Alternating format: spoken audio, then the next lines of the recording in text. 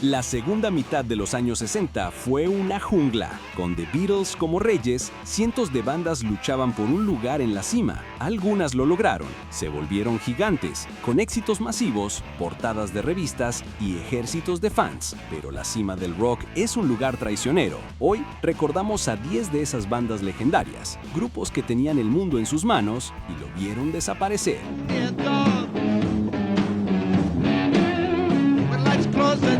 Empezamos con Los Dioses. No eran una banda, eran una cumbre de virtuosos. Eric Clapton, Jack Bruce y Ginger Baker, el primer supergroup de la historia del rock. Entre 1966 y 1968, Cream fue una de las bandas más grandes y revolucionarias del planeta, con éxitos como Sunshine of Your Love y White Room. Vendieron millones de discos y redefinieron lo que significaba ser un músico de rock.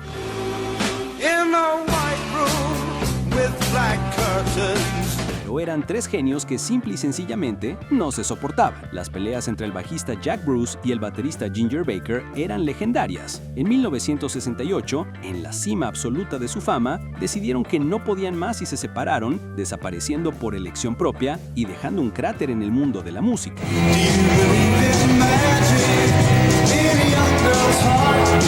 A mediados de los 60, The Loving Spoonful eran la personificación del Good Time Music, eran la respuesta soleada de Nueva York a la invasión británica, con una increíble racha de éxitos top 10 como Do You Believe in Magic, Daydream y el himno de 1966 Summer in the City, eran una de las bandas más grandes y queridas de Estados Unidos. Su mezcla de folk, rock y pop era irresistible.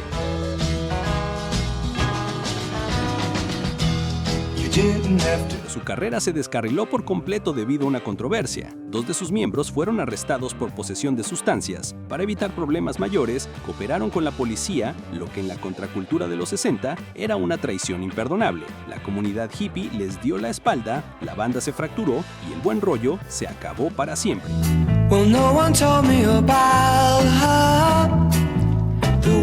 Esta es la historia de una de las mayores injusticias del rock.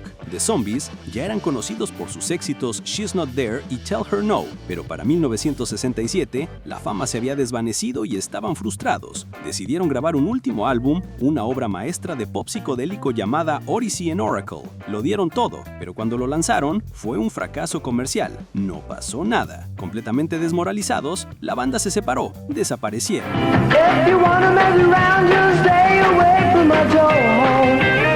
Más de un año después de su separación, un DJ en Estados Unidos empezó a poner una de sus canciones, Time of the Season. La canción explotó y se convirtió en un éxito mundial gigantesco, pero ya era demasiado tarde. La banda que creó una obra de arte se había rendido antes de poder ver su triunfo.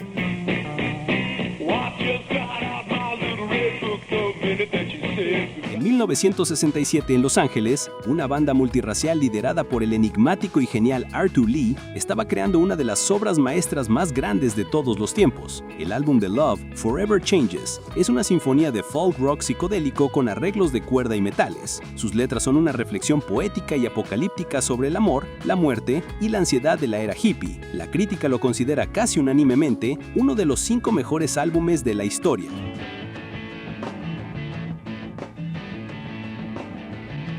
En su momento, fue un fracaso comercial. La banda, plagada de conflictos internos y la negativa de Arthur Lee de salir de gira, se desintegró. Mientras otras bandas de la época se volvían leyendas, Love se convirtió en un secreto de culto. Los autores de una obra de arte perfecta que casi nadie compró.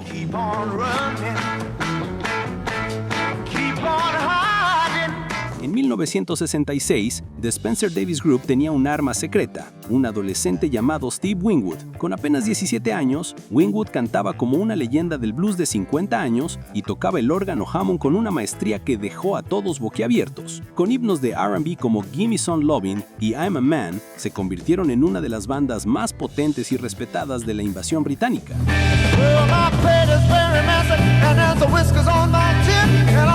Parecían destinados a ser tan grandes como los Stones, pero Winwood era un genio inquieto. En la cima absoluta de la fama de la banda en 1967, decidió que quería experimentar con otros sonidos y dejó el grupo para formar la banda psicodélica Traffic. Sin su prodigio, The Spencer Davis Group perdió su motor y su alma, y se desvaneció de las listas casi de la noche a la mañana.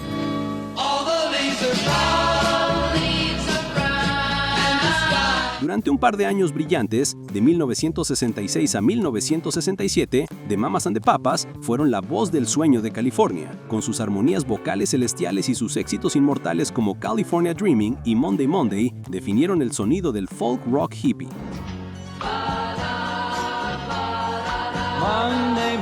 Eran 4 personas increíblemente carismáticas y talentosas, pero el problema es que sus vidas personales eran una telenovela. Las complicadas relaciones románticas dentro de la banda, incluyendo un triángulo amoroso que involucraba a la pareja casada del grupo, crearon tensiones insostenibles. Las peleas eran constantes. A pesar de ser una de las bandas más grandes del mundo, el drama interno los consumió y se separaron en 1968. Apenas 3 años después de empezar, el sueño de California había terminado.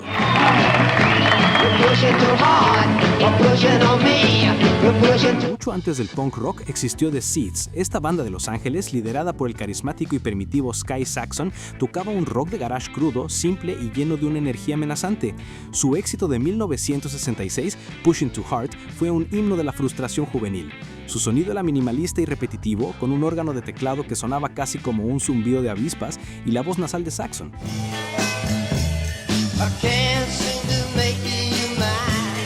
La crítica de la época no sabía qué hacer con ellos, los consideraban demasiado simples, pero su actitud y su sonido crudo fueron una influencia gigantesca para futuras leyendas del punk como Iggy Pop y The Ramones. Fueron una banda popular en su momento, pero la historia del rock a menudo olvida su papel fundamental como abuelos del punk.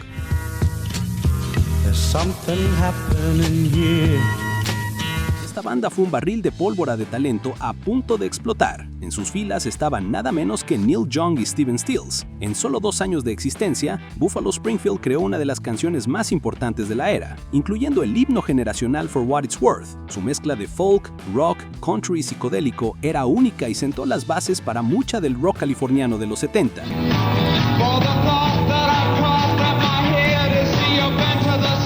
Eran demasiado talentosos y volátiles para un solo grupo. Las peleas entre Young y Stills eran legendarias. La banda se separó en 1968, justo cuando estaban en la cima de su creatividad. Desaparecieron, pero de sus cenizas nacieron 2 monstruos, Crosby, Stills, Nash & Young, y la increíble carrera en solitario de Neil Young.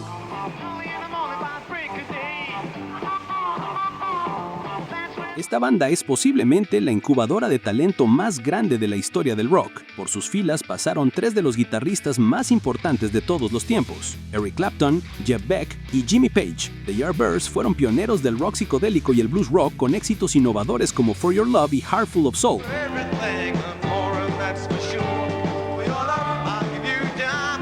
Respetados, eran vanguardistas y tenían a los mejores guitarristas del mundo. ¿Qué salió mal? Eran demasiado talentosos para un solo grupo. Los egos y las diferencias musicales eran constantes. Clapton se fue porque odiaba el pop, Beck fue despedido y finalmente, en 1968 Jimmy Page se quedó solo con los pedazos de la banda, pedazos que utilizaría para formar un pequeño grupo llamado Led Zeppelin.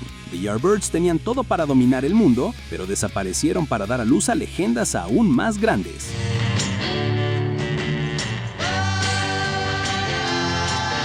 Número 1, la historia más increíble de todas. En 1966, The Monkees fueron creados para un programa de televisión para hacer la respuesta estadounidense a los Beatles. Eran un producto prefabricado, pero ocurrió algo inesperado. Se convirtieron en la banda más grande del mundo. En 1967, The Monkees vendieron más discos que los Beatles y los Rolling Stones juntos. Sus éxitos como I'm a Believer y Last Train to Clarksville eran obras maestras de pop.